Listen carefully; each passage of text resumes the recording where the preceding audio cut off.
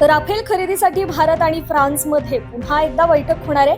फ्रान्सची उच्चस्तरीय टीम 30 मे रोजी भारताला भेट देईल. त्यानंतर दोन्ही देशांचे अधिकारी करारावर चर्चा सुरू करतील. 26 राफेल सागरी लढाऊ विमानांच्या खरेदीसाठी ही चर्चा होणार आहे. पाकिस्तानचे माजी पंतप्रधान नवाज शरीफ यांनी मोठं वक्तव्य केलंय. 1999 मध्ये पाकिस्तानने भारतासोबतच्या शांतता कराराचं उल्लंघन केलं याची कबुली त्यांनी काल दिली आहे. पक्षाच्या एका बैठकीत त्यांनी हे वक्तव्य दिलंय. 3 वेळा पाकिस्तानचे पंतप्रधान राहिलेले नवाज शरीफ हे 6 वर्षांनंतर पुन्हा एकदा पाकिस्तान मुस्लिम लीग नवाज गट या पक्षाचे अध्यक्ष झाले. पनामा पेपर्स प्रकरणी सर्वोच्च न्यायालयाने त्यांना कोणतेही सार्वजनिक पद स्वीकारण्यास अपात्र ठरवल्यामुळे त्यांना पक्षाध्यक्ष पद सोडून द्यावं लागलं होतं. स्पेन, नॉर्वे, आयर्लंड यांनी काल पॅलेस्टिनी राज्याला औपचारिक मान्यता दिली आहे. या 3 देशांच्या सुनियोजित राजनैतिक खेळीचा इस्रायलने धिक्कार केलाय. रशिया तालिबानचे नाव प्रतिबंधित आतंकवादी संघटनांच्या सूचीतून हटवणार आहे.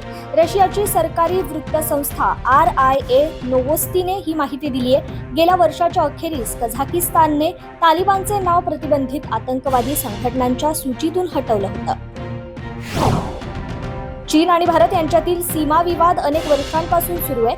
या मुद्द्यावरून दोन्ही देशांच्या लष्करांमध्ये संघर्ष असल्याचंही वृत्त आहे.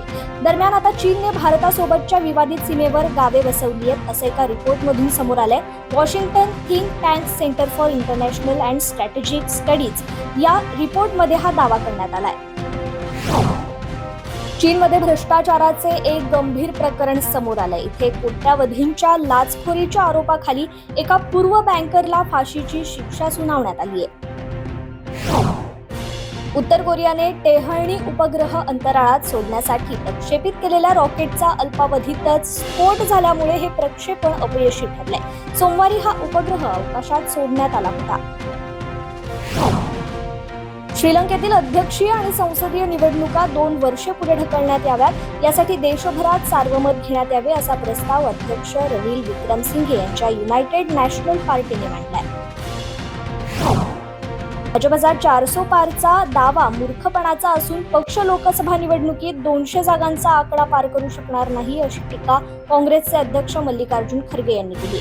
अमृतसरमध्ये प्रसारमाध्यमांना संबोधित करताना खरगे यांनी ही टीका केली आहे. दिल्लीचे मुख्यमंत्री अरविंद केजरीवाल यांना सुप्रीम कोर्टाकडून कोणत्याही प्रकारचा दिलासा मिळालेला नाहीये. त्यामुळे केजरीवाल यांना 2 जूनला पोलिसांपुढे सरेंडर व्हावं लागणार. केजरीवाल यांनी 7 दिवसांची मुदतवाढ देण्याची मागणी करणारी याचिकेद्वारे केली होती. मात्र सुप्रीम कोर्टाने ही याचिका आता फेटाळली आहे.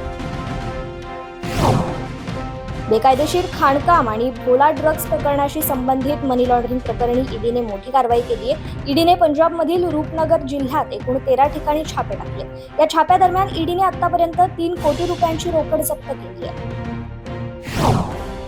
नासाच्या खगोलशास्त्रज्ञांनी पृथ्वीपासून केवळ 40 प्रकाश वर्ष अंतरावरच पृथ्वी इतकाच आकाराचा व जीवसृष्टीबाबत आशादायक असा बाह्य ग्रह शोधला.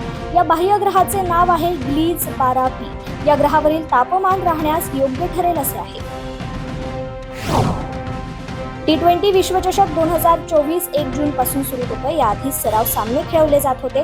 मात्र आता T20 विश्वचषकात बांगलादेश आणि अमेरिका यांच्यात होणारा सराव सामना वादळ आणि खराब हवामानामुळे रद्द करण्यात आलाय. संयुक्त राष्ट्र काँगोमध्ये संयुक्त राष्ट्राच्या शांती सैनिक म्हणून तैनात असलेल्या भारतीय महिला शांती सैनिक मेजर राधिका सेन यांना संयुक्त राष्ट्राच्या प्रतिष्ठेच्या पुरस्काराने गौरवण्यात येणार आहे.